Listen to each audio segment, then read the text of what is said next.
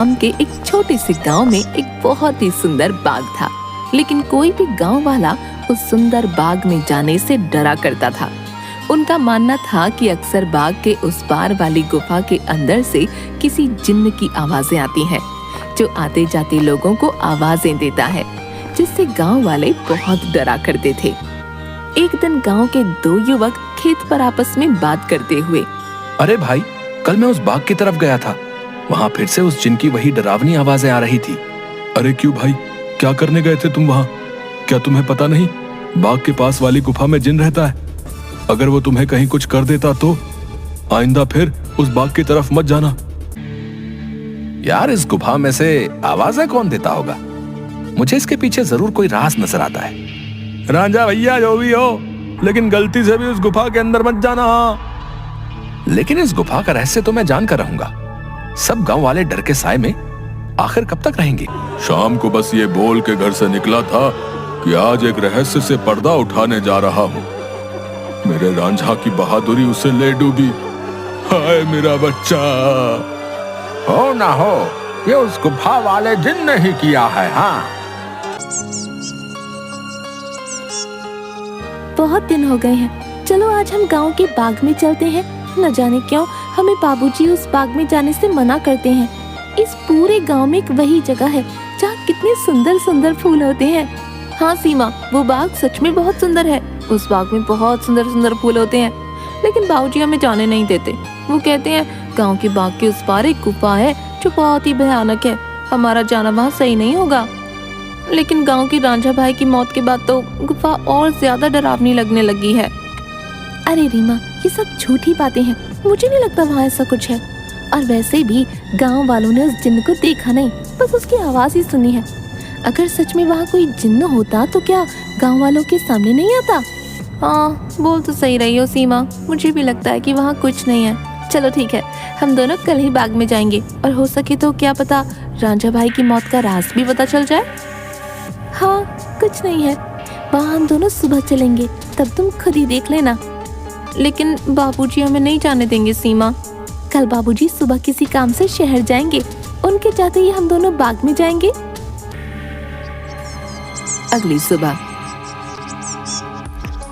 देखो मेरी प्यारी बेटियों, मैं किसी काम से शहर जा रहा हूँ, तुम दोनों अपना ख्याल रखना और उस बाग में फूल तोड़ने मत जाना। वो जगह अच्छी नहीं है, कोई भी गांव वाला वहां नहीं जाता। पता है ना, रांझा भी वहीं जाने से मारा गया था। हम दोनों बहनें उस बाग में नहीं जाएंगी। अरे सीमा और रीमा बिटिया, तुम इस बाग की तरफ कहाँ जा रही हो? क्या तुम्हें नहीं पता कि बाग की उस तरफ एक गुफा है जो बहुत ही डरावनी है? वहां से अक्सर किसी जिन की आवाज आती है। अरे काका, हम दोनों बस बाग में ही जा रहे हैं, वहाँ से कुछ फूल लेकर बस अभी आ जाएंगे। आप चिंता मत कीजिए, हम बाग के उस तरफ वाली गुफा में नहीं जाएंगे। चलो ठीक है बेटिया, लेकिन तुम दोनों शाम होने से पहले आ जाना। अच्छा, अब मैं चलता हूँ। अरे भाई, हम ये सही कर रहे हैं क्या? गांव वाले तो कहते हैं उस गुफा में एक जिन रहता है जो लोगों को आवाजें देता है। मुझे नहीं लगता है ऐसा कुछ है। वो गुफा गांव के सरपंच की है। मुझे तो लगता है उसमें बहुत सारा खजाना होगा। सब गांव वालों को डराने का बहाना है। बस चलो, चलकर आज देख ही डालते हैं। कहाँ जा रहे हो तुम दोनों? क्या तुम्हें पता नहीं इस गुफा में एक जिन्न रहता है? वो तुम्हें मार डालेगा। चले जाओ यहाँ से, चले जाओ। क्या कहा? जिन? अरे पापा, कौन है वहाँ? क्या कोई मुझे सुन पा रहा है? अंदर आओ, निकालो मुझे यहाँ से। अरे भैया, भागो, इस गुफा के अंदर तो सच में कोई जिन है। भागो यहाँ से। मैंने तो पहले ही कहा था, यहाँ अब दोबारा मत आना, वो तुम्हें जिंदा नहीं छोड़ेगा। कहाँ जा रही हो तुम दोनों? सीमा और रीमा डरती हुए, हम तो बस ऐसे ही बाग घूमने आए थे काकी, लेकिन आप यहाँ क्या कर रही हैं? मैं तो यहीं रहती हूँ, यही बाग मेरा घर है। तुम दोनों यहाँ से जल्दी चली जाओ, वरना वो जिन तुम्हें छोड़ेगा नहीं। जाओ यहाँ से। क्या सच में बाग के उस पार वाली गुफा में कोई जिन्न है काकी? हाँ, और वो बहुत खतरनाक है। तुम दोनों यहाँ से जल्दी चली जाओ। इसके बाद वो औरत वहाँ से चली जाती है।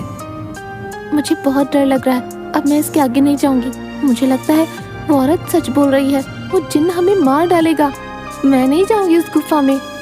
ठीक है, तो मेरा यही इंतजार करना। मैं सच जानना चाहती हूँ, क्या वाकई वो आवाज जिन्न की है या नहीं। इसलिए मैं तो गुफा के अंदर जा रही हूँ। तुम यहाँ से कहीं मत जाना, मैं जल्दी आ जाऊंगी। इसके बाद रीमा अकेले ही आगे चलती है।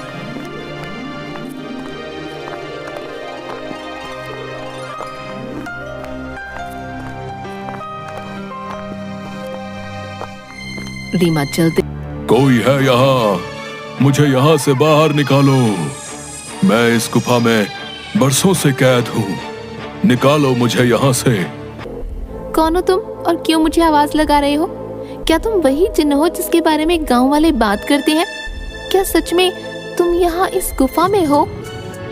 हाँ, मैं जिन हूँ। मैं कई सालों से इसी गुफा में कैद हूँ। मेरी सहायता करो लड़की, मेरी बात मानो। मैं तुम्हें कोई नुकसान नहीं पहुंचाऊंगा। तुम मुझे इस गुफा से आजाद कर सकती हो। इसके बाद मैं यहाँ से हमेशा के लिए चला जाऊंगा। मेरी सहायता करो।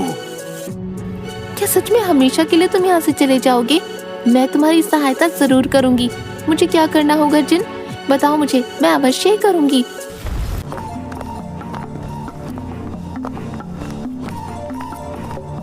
आओ लड़की, तुम्हारा जिन की इस गुफा में स्वागत है।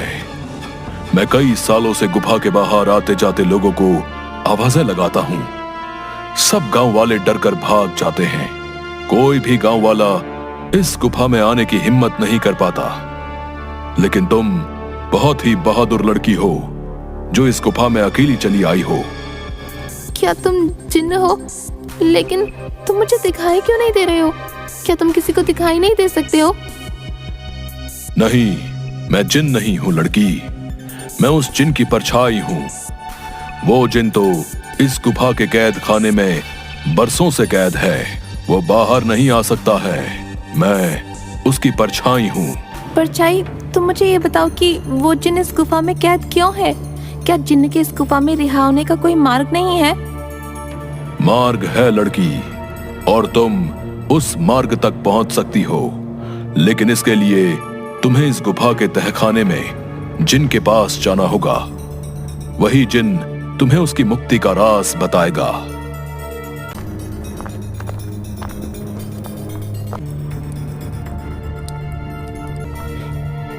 हे जिन, मैं यहाँ तुम्हारी मदद करने आई हूँ। क्या तुम मुझे सुन सकते हो? आओ बहादुर लड़की, मैं तुम्हारा ही इंतजार कर रहा हूँ। मैं जानता हूँ कि तुम ही मुझे इस गुफा से मुक्ति दिला सकती हो। तुम्हारा इस गुफा में स्वागत है लड़की। तुम बहुत ही बहादुर हो जो इस गुफा में आई हो।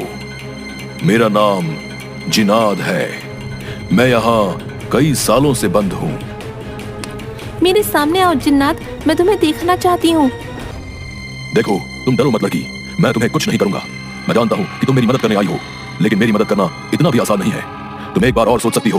क्या तुम वाकई मेरी मदद करना चाहती हो? लेकिन मैं तुम्हारी मदद कैसे कर सकती हूँ? और तुम यहाँ कैद कैसे हुए? बताता हूँ। बहुत साल पहले इस गुफा में एक औरत रहती थी। वो बहुत गरीब थी। वो गुफा के बाहर वाले बाग से फल तोड़ा करती थी और उन्हें ही खाया करती थी। एक दिन उसने बाग के सारे फल तोड़ लिए और यहाँ इस गुफा में लेकर आ गई।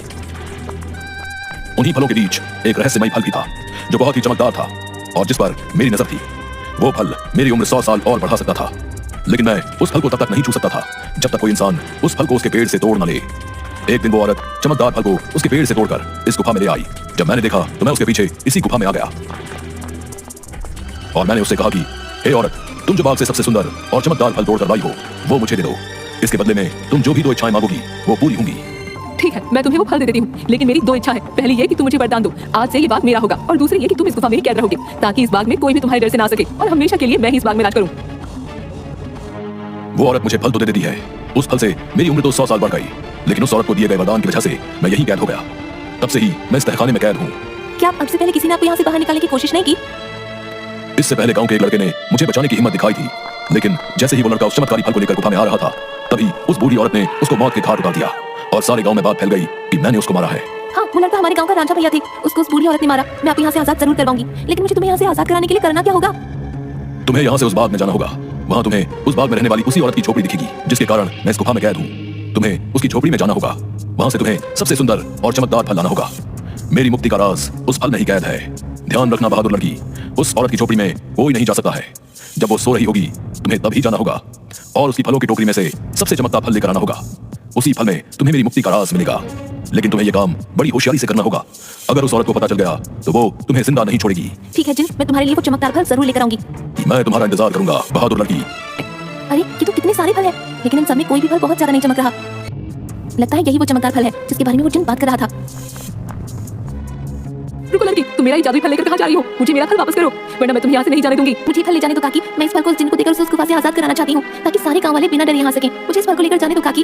क्या कहा लड़की? तुम मेरी कई सालों की मेहनत पर पानी फेर देना चाहती हो। उस जिन के रिहा होते ही सब गाँव वाले मुझे इस बाग से निकाल देंगे। नहीं नहीं, मैं ऐसा नहीं होने दूंगी। मुझे ये चमकदार फल वापस करो। ये तुमने क्या किया लड़की? इस जादुई फल को नीचे गिरा दिया और अभी तोता तुम्हें उस जिन की आजादी का सबसे आखिरी रास्ता बताएगा। नहीं, मैं ऐसा नहीं होने दूंगी। मैं तुम्हें मार डालूंगी। डरो मत बहादुर लड़की, इस लालची औरत को इसके किए की सजा मिल चुकी है। अब तुम्हें अपनी मंजिल का आखिरी पड़ाव पार करना है जिसमें ये तोता तुम्हारी मदद करेगा। वो तोता एक छोटी सी खिड़की के पास जा बैठता है जो काफी चमक रही थी। तभी तोते की आवाज आती है। सुनो बहादुर लड़की, तुम्हें इस चमकदार खिड़की को खोलना होगा जिसकी चाबी तुम्हें ढूंढनी होगी। मैं तुम्हें 2 रास्ते बताऊंगा जिस पर चल के तुम्हें इस खिड़की को खोलने वाली चाबी मिलेगी। लेकिन 2 रास्तों में से तुम्हें कोई एक रास्ता चुनना होगा। पहला रास्ता एक गुलाब के फूल की तरफ जाता है जो बाग की तरफ है। दूसरा रास्ता एक अंधेरी की तरफ है जो इसी गुफा में उस तहखाने की तरफ जाता है जहाँ वो जिन कैद है। जाओ और अपना रास्ता चुन लो। रीमा काफी देर सोचने के बाद मैं गुफा वाला रास्ता ही चुनूंगी जो अंधेरी की तरफ जाता हो। जिसके बाद रीमा गुफा की ओर चलने लगती है कि तभी रीमा को एक सिक्का दिखाई देता है। अरे ये इतना चमकता हुआ सिक्का यहाँ कैसे आया और ये सिक्का इतना चमक क्यों रहा है? रीमा जैसे ही वो सिक्का हाथ में उठाती है पूरी गुफा में रोशनी हो जाती है। अरे ये तो पूरी गुफा में रोशनी हो गई। तभी वो सिक्का अचानक उड़ने लगा। अरे ये सिक्का उड़ क्यों रहा है? रीमा उस सिक्के के पीछे पीछे चलने लगती है। थोड़ी दूर चलने पर रीमा देखती है कि 4 चाबियां अलग अलग रंग की थीं जो हवा में उड़ रही थीं। अरे ये तो वही चाबियां हैं जिसके बारे में वो तोता बता रहा था। लेकिन अब इनमें से सही चाबी कौन सी होगी ये कैसे पता चले? तभी रीमा को एक आवाज आई जो उस जिन की परछाई की थी। बहादुर लड़की, तुम्हें इनमें से एक चाबी उठानी है। याद रखना, तुम्हें एक सही चाबी उठानी है। लेकिन याद रहे, तुम्हें बड़ी होशियारी से ही एक चाबी उठानी होगी। अगर तुमने गलती से गलत चाबी चुन ली तो ये चारों चाबियां गायब हो जाएंगी और तुम कभी भी जिनको आजाद नहीं कर पाओगी। ये सुन रीमा हैरान हो जाती है। क्या? हे भगवान, ये किस दुविधा में डाल दिया है। अब मैं कैसे इन चारों चाबियों में से सही चाबी चुनूं? काफी देर सोचने के बाद रीमा देखती है कि चारों चाबियों में से एक चाबी बहुत बड़ी थी जो लाल रंग की थी और जिस चमकदार फल के गिरने से वो तोता बना था वो भी लाल ही रंग का था। रीमा समझ गई कि लाल वाली चाबी चुननी है। उसने लाल चाबी चुनते ही बाकी सारी चाबियां गायब हो गईं और फिर से जिन की परछाई की आवाज आई। शाबाश बहादुर लड़की, तुम्हारी सूझबूझ की वजह से आखिरकार तुमने बिल्कुल सही चाबी चुन ली। अब जाओ उस खिड़की के पास और खोल दो उसे।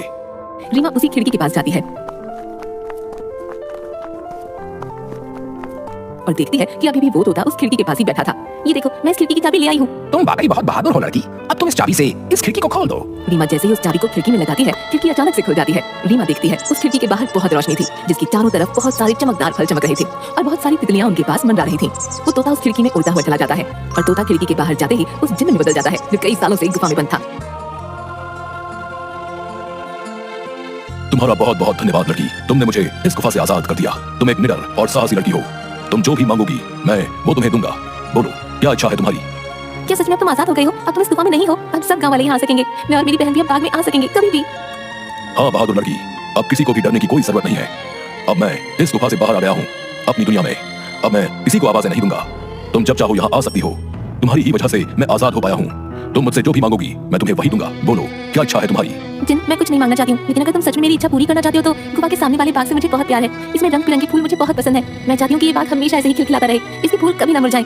ठीक है बहादुर लड़की, तुम्हारी ये इच्छा जरूर पूरी करूंगा। अब ये बाग हमेशा यूं ही रहेगा, कभी भी मुरझाएगा नहीं। तुम अब जब भी इस बाग के फूलों को देखोगी तो ये हमेशा खिले रहेंगे। अच्छा, अब मैं हमेशा के लिए यहाँ से जा रहा हूँ। इसके बाद वो जिन्न गायब हो जाता है और खिड़की बंद हो जाती है। रीमा जब गुफा से बाहर निकलती है तो सब गांव वाले धन्नू और सीमा बाहर खड़े होते हैं। अरे मेरी बिटिया, आ गई तू वापस। उस जिन ने तुझे कुछ किया तो नहीं? आगे क्यों गई थी तू उस गुफा के अंदर? अगर वो जिन तुझे मार डालता तो क्या करता मैं? दीदी तुम ठीक हो ना? क्या सच में तुम्हें उस जिन्न ने कुछ नहीं किया? बाबूजी मैं बिल्कुल ठीक हूँ। अब अंदर कोई जिन्न नहीं है। इस गुफा के अंदर जो जिन्न था अब वो हमेशा के लिए इस गुफा से चला गया है। अब आप सभी को डरने की कोई जरूरत नहीं है। अब कोई भी यहाँ आ सकता है। अरे क्या बोल रही हो रीमा बिटिया? आखिर कहाँ गया वो जिन जो आते जाते लोगों को आवाजें दिया करता था? रीमा गांव वालों को सारी बात बताती है।